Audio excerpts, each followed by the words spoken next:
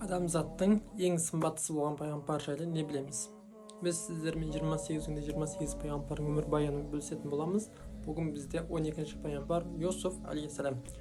Юсуф пайғамбар Яқуб пайғамбардың 12 ұлының біреуі. Және де ғалымдарымыз айтады, Аллах тағала әдемілікті екіге бөлді. Жартысын бар адамдарға таратқан болса, қалған жартысын толығымен Юсуф пайғамбардың бойына берді деген. Аллах тағала осылайша Юсуф пайғамбар өте үлкен нығмет береді. Бірақ Аллах тағала бір адамға қандай нығмет беретін болса, сол нығметпен сынайды. Осылайша Юсуф пайғамбардың сынағы осы сымбаттылығымен болады. Ағалары Юсуф пайғамбарды әкесінен қызғанып бұны құдыққа лақтырады.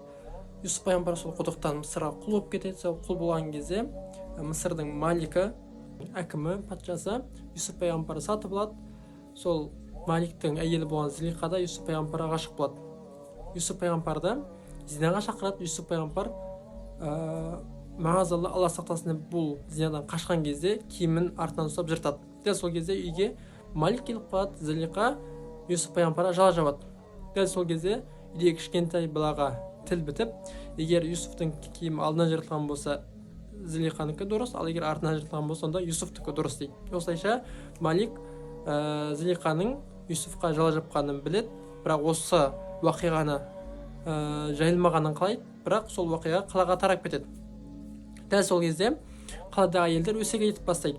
Енді мынарда Юсуф пайғамбардың қандай әдемі болғанын көрсеңіздер болады. Сол кезде Зулейха әйелдердің бәріне шақырту жібереді. Оларды шақырып бір-бір бөстек дайындап, пышақ пен жеміс дайындатады.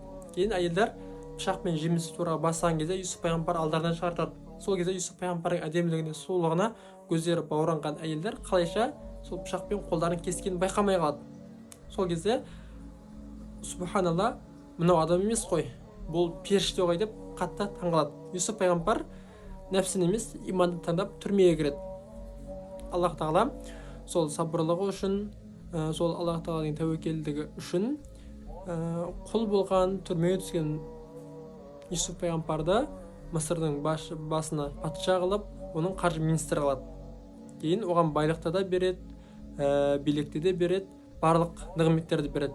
Зулейха ол кезде жасы ұлғайған болады, иманға келеді. Осылайша біздің Зулейха анамыз болады. Бірақ Аллах тағаланың мұғжизасымен Аллах тағала оған жасын қайтарып беріп, осылайша Юсуф пайғамбармен үйленіп, сол некеден 2 балалары болады. Осылайша нәпсінің құмарлығымен басталған хикая нағыз, шынайы, кіршіксіз ақ махаббатқа айналып, тарихта Юсуф Зулейха деген өте үлкен ғашықтар ретінде қалған екен.